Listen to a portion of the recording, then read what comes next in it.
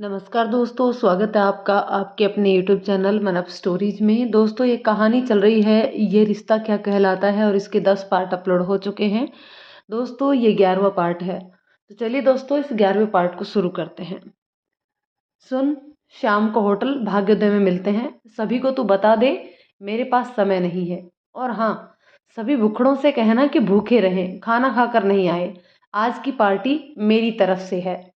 चेतन कुछ और पूछ पाता उससे पहले भास्कर ने फोन काट दिया।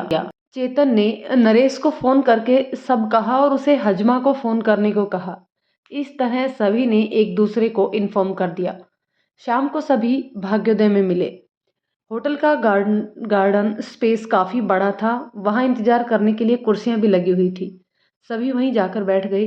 एक वेटर ने उनसे आकर पूछा, सर आप लोग चाहें तो स्टार्ट कर सकते हैं, अभी ज़्यादा वेटिंग नहीं है। भास्कर ने कहा, अभी हम लोग थोड़ी देर से खाएंगे, यहाँ थोड़ी देर बैठना चाहते हैं अगर आपको दिक्कत ना हो।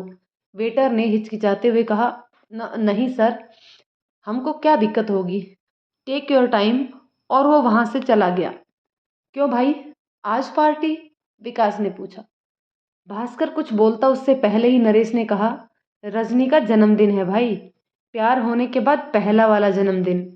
भास्कर ने घूर कर नरेश को देखा और पूछा, अबे तुझे कैसे पता बे? तू उस पर चांस तो नहीं मार रहा ना?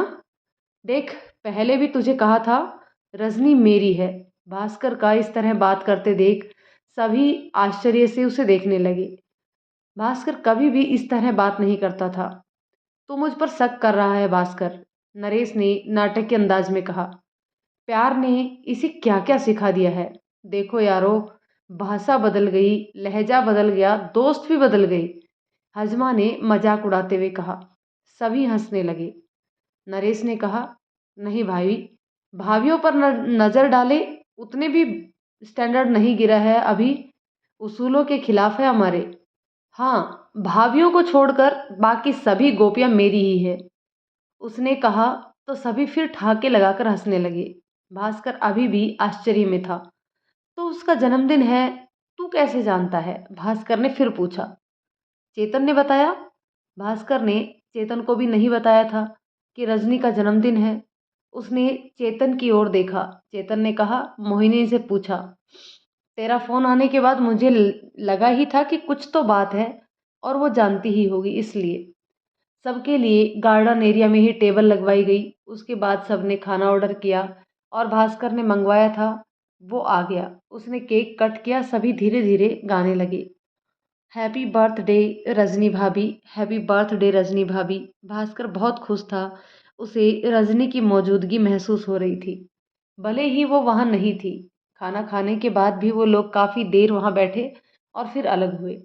उधर रजनी मंदिर गई, वहाँ उसने प्रसाद चढ़ाया, सभी बड़ों का आशीर्वाद लिया। उसके बाद उसके बड़े पापा, बड़ी मम्मी, चाचा चाची सभी वहीं रहते थे। उसने सबसे आशीर्वाद लिया। रजनी बहुत धार्मिक थी। वह हर दिन उसी दिन के हिसाब से भगवानों की पूजा किया करती थी और उनके मंदिरों में भी जाया करती थी। जैसे सोमवार के दिन शिव मंदिर, मंगलवार को हनुमान मंदिर, इसी तरह सारे मंदिरों में सातों दिन वो जाती थी।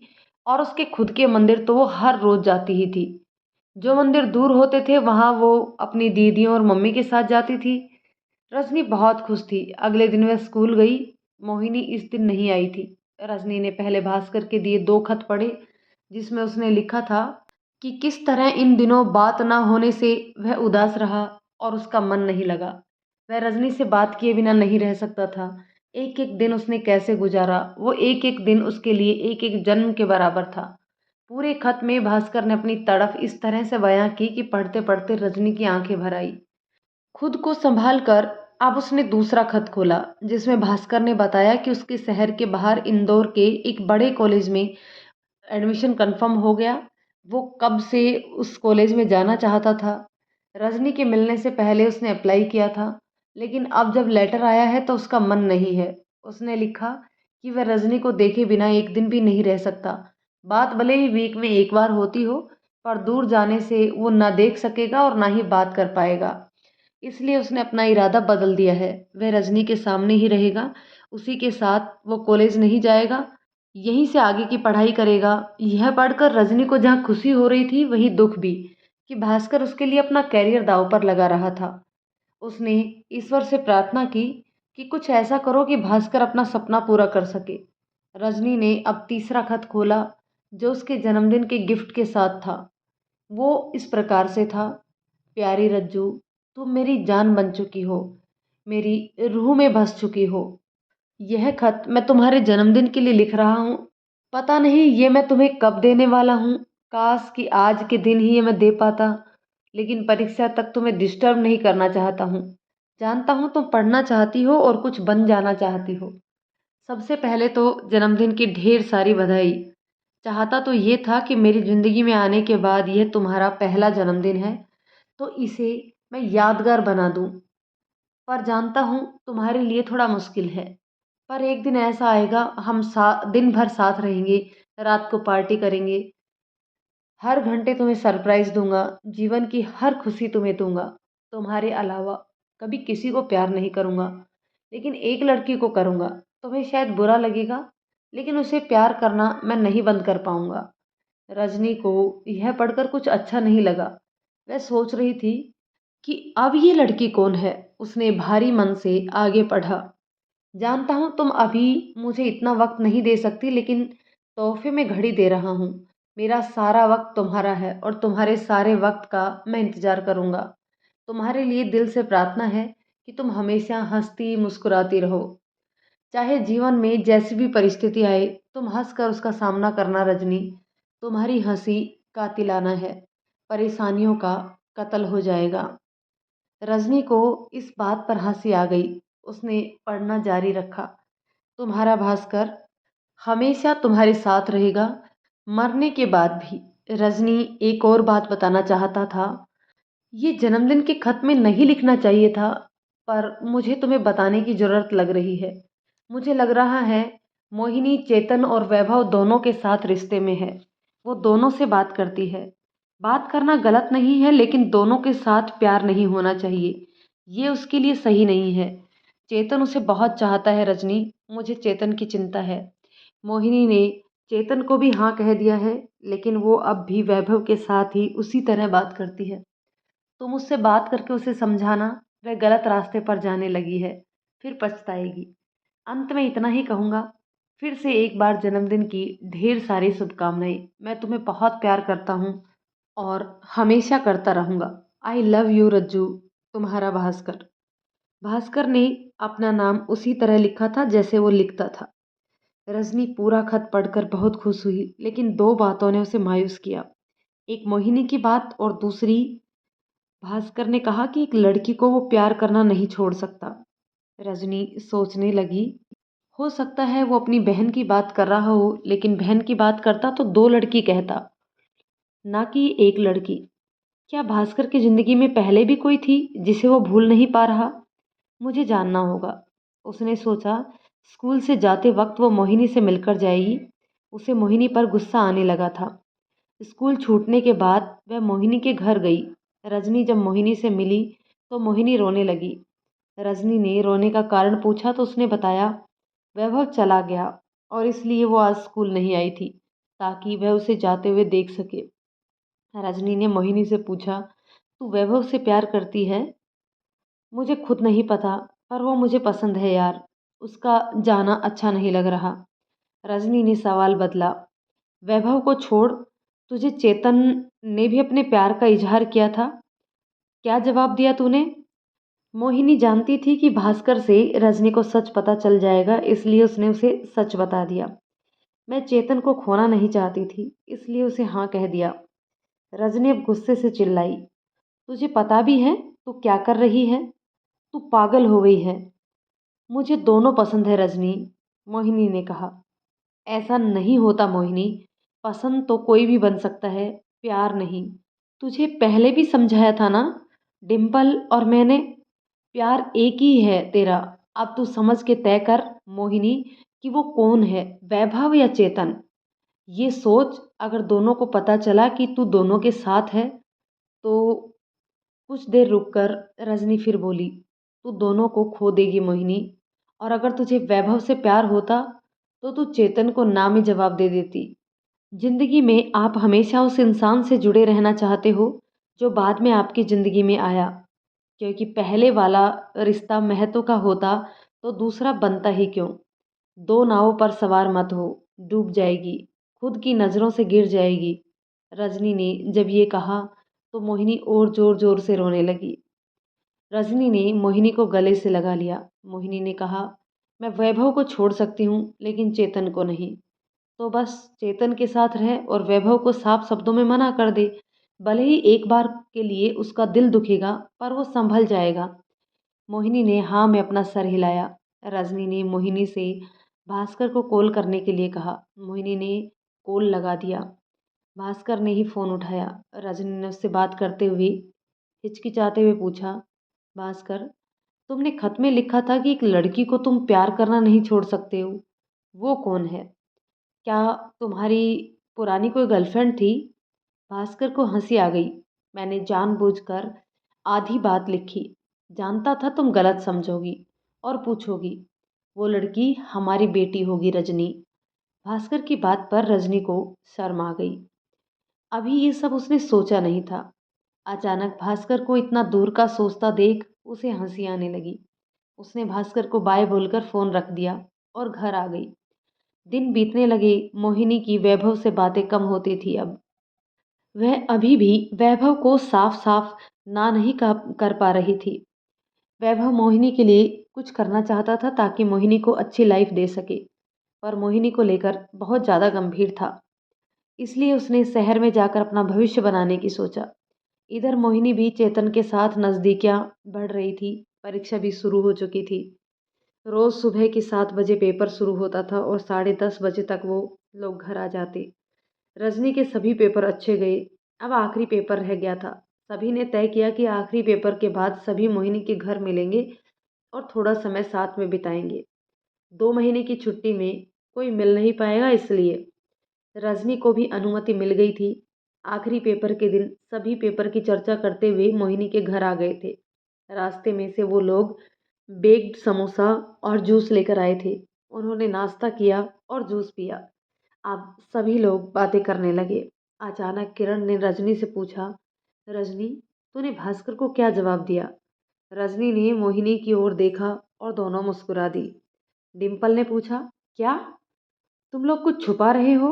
नहीं यार, मोहिनी ने कहा, मैंने उसे हाँ कह दिया। अब हम साथ हैं और मैं 2 बार उससे मिली भी हूँ। रजनी ने मुस्कुराते और शर्माते हुए कहा, क्या बात कर रही है? अचानक किरण और डिम्पल एक साथ बोली। डिम्पल को थोड़ा सा बुरा भी लगा था, पर वह खुश थी। रजनी ने उसकी उदासी देख ली थी। उसने कारण पूछा तो उसने बताया कि वैभव का दोस्त विजय तुझे चाहता है। मैं आज उसकी बात ही करने वाली थी तुझसे। उससे पहले तूने ये बम फोड़ दिया। सभी को हंसी आ गई। लेकिन तूने इतनी बड़ी बात क्यों छुपाई यार? किरण ने नाराज होते हुए कहा। अरे कहाँ छुपाया यार, मौका नहीं मिला, आज मिला तो बताया ना, रजनी ने कहा। रजनी ने फिर डिम्पल की ओर देखते हुए कहा, विजय तो राखी से प्यार करता है ना? राखी पागल है उसके पीछे। वो बहुत ज़्यादा सीरियस है उसके लिए। हाँ यार, जानती हूँ। और मैंने वैभव से कहा भी, पर उसने कहा कि विजय नहीं मान रहा। एक बार बात करके रजनी को बता दे, उसे पता होना चाहिए। मुझे उसकी बात सही नहीं लगी। प्यार आजकल खेल बन गया है लोगों के लिए, रजनी ने कहा। मोहिनी वैभव पर गुस्सा करते हुए बोली, वैभव जानता है रजनी कैसी है, फिर भी उसके इस आवारा दोस्त की तरफदारी करवा रहा है। यह गलत बात है। सब उसे वैभव पर गुस्साते देखकर आश्चर्य करने लगे। सबको इस तरह देखते हुए देखकर वह बोली, क्या है?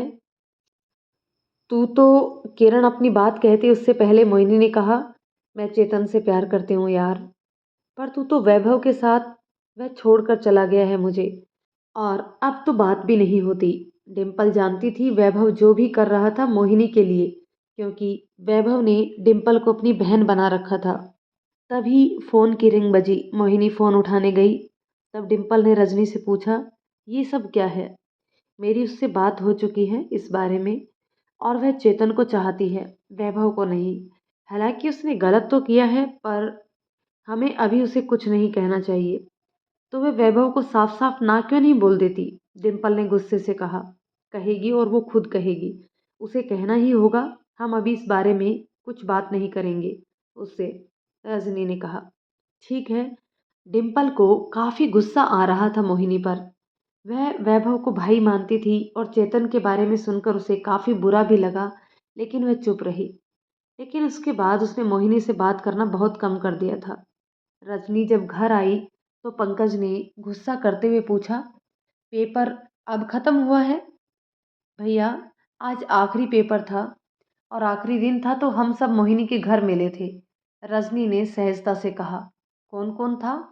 मैं, मोहिनी, डिम्पल और किरण। ठीक है, पंकज ने कहा। पंकज को थोड़ी शंका हुई। आज के लिए मोहिनी के घर बहुत जाने लगी है। जानना तो होगा चक्कर क्या है। गर्मी की छुट्टियां पड़ चुकी थी। रजनी हर साल अपने ननिहाल जाती थी। इस बार भी वो जाने वाली थी, पर उससे पहले वो भास्कर से मिलना चाहती थी। वह एसटीडी पीसीओ गई। उसने मोहिनी को कॉल करके सब बताया और उन दोनों ने तय किया कि वो चारों यानी कि भास्कर, रजनी, मोहिनी और चेतन सिनेमा देखने जाएंगे। इस समय थिएटर में हम दिल दे चुके सनम लगी थी। पहले उन्हें चेतन और भास्कर से पूछना था। जो काम मोहिनी को रजनी ने सौंप दिया। गांव में कोई थिएटर नहीं था, लेकिन गांव से थोड़ी दूर एक शहर में थिएटर था। गांव के सभी लोग मूवी देखने वहीं जाते थे। भास्कर और चेतन तो तैयार ही थे। उन्हें कहाँ किसी को जवाब देना था। मोहिनी ने सोचा कि अगर सिर्फ वो दोनों ही गई तो शक होगा, इसलिए उसने डिम्पल और किरण को भी साथ आने को कहा और रजनी के घर गई और उसे तय किया गया दिन और डिम्पल और किरण के भी साथ आने की बात की। रजनी तैयार थी, उसने घर से परमिशन ले ली थी। उसे अब थोड़ी सी आज़ादी मिल गई थी, बहुत ज़्यादा तो नहीं, पर उस पर घर में सभी को विश्वास था। इसलिए भास्कर का पूरा ग्रुप और रजनी का पूरा ग्रुप मूवी देखने पहुंचे। किरण डिम्पल के पास चेतन, चेतन और भास्कर के बीच में मोहिनी और रजनी और भास्कर के पास बाकी सारे लड़के बैठे थे। रजनी और भास्कर एक दूसरे का हाथ पकड़कर बैठे थे। रजनी ने अपना सिर भास्कर के कंधे पर रख दिया। थोड़ी मूवी निकलने के बाद जब उसमें अलबेला सजन गाना आया, तब अचानक साउंड बंद हो गया। अचानक ही भीड़ में से एक लड़का चिल्लाया, आवाज़ करो यार। लेकिन फिर भी आवाज़ ना आने पर वह चिल्लाने और गुस्सा करने लगा, जिस कारण लाइट चालू की गई। किरण ने देखा, वो पंकज था। पंकज को इस पिक्चर के गाने बहुत पसंद थे और सिर्फ गाने सुनने के लिए वो कई बार ये मूवी देखने आ चुका था।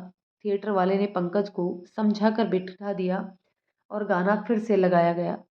किरण जब मूवी से बाहर निकली तो पंकज से टकरा गई। वह पंकज से बहुत डरती थी।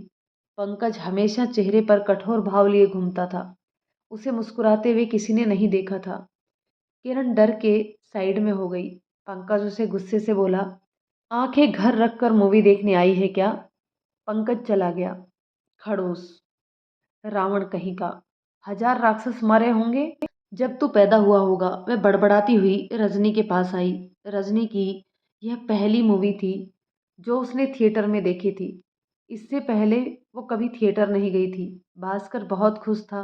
भले ही आधी पिक्चर, लेकिन उसने वो रजनी के साथ देखी थी। इधर पंकज, चूंकि रजनी से आगे तीसरी रो में था, तो मूवी के दौरान एक बार जब वो पलटा तो उसने पर्दे की लाइट जो रजनी और भास्कर के चेहरे पर पड़ रही थी, उसमें देख लिया था उन दोनों को साथ।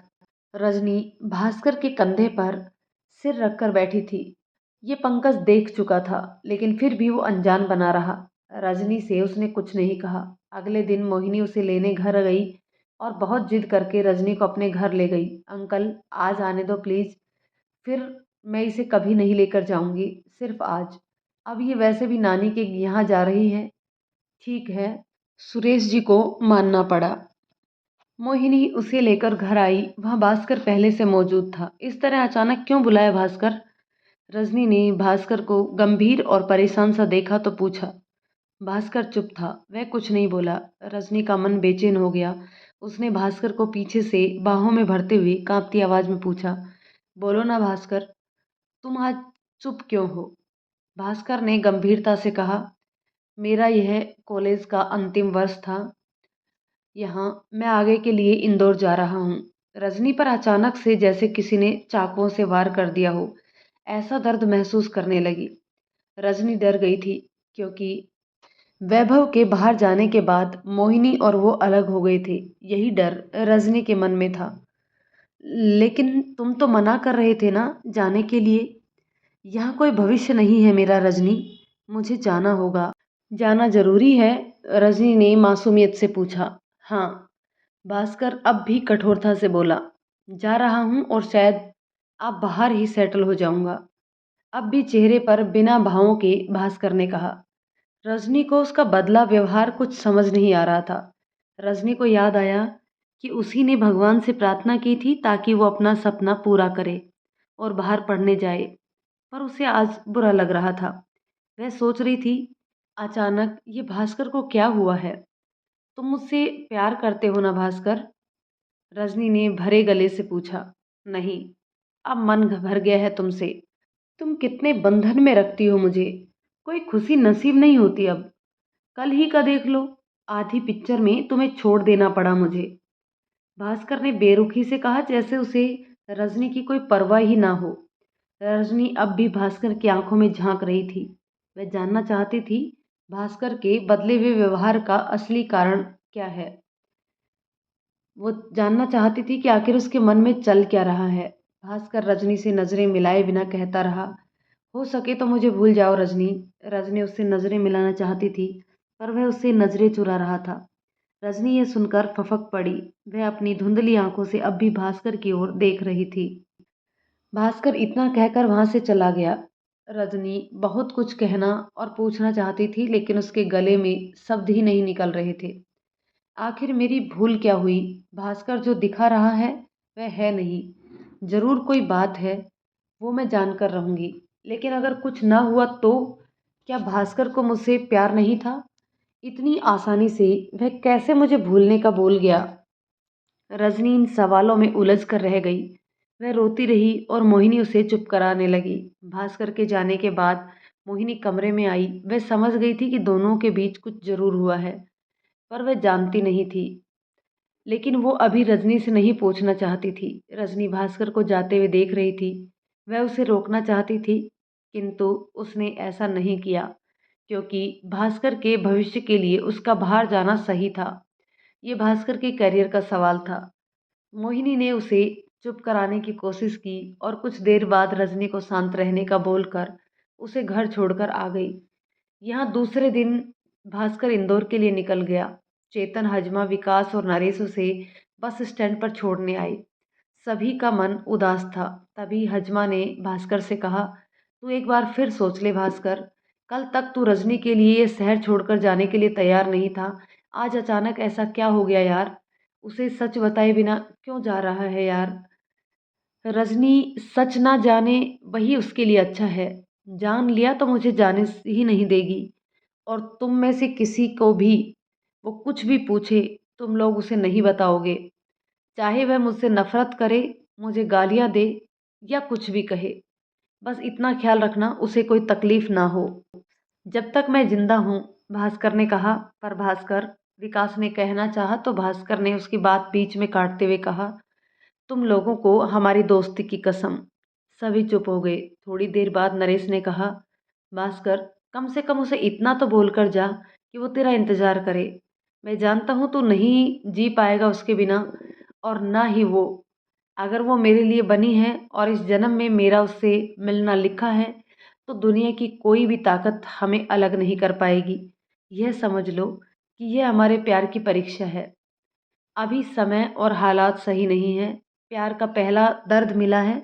देखते हैं वो हम दोनों सह पाएंगे या टूट जाएंगे। भास्कर के आत्मविश्वास भास्कर ने आत्मविश्वास से भरकर कहा। इतने में बस आ जाती है और सभी बारी बारी से भास्कर को गले लगाते हैं। सभी उदास थे और सभी की आंखें नम थी। बस में चढ़ते हुए वो अचानक पलटा और उसने सभी से बस एक ही बात कही, मेरी रजनी का ख्याल रखना यार। दोस्तों, कहानी के इस पार्ट को यहीं पर रोकते हैं। मिलते हैं कहानी के एक और पार्ट में। तब तक ये कहानी आपको कैसे लगी कमेंट करके ज़रूर बताइएगा। यदि कहानी पसंद आती है तो इसे लाइक और शेयर कर दीजिए। चैनल पर नए हैं तो प्लीज़ चैनल को सब्सक्राइब ज़रूर कर दीजिए। तो चलिए दोस्तों, मिलते हैं कहानी के नेक्स्ट पार्ट में। तब तक के लिए शुक्रिया।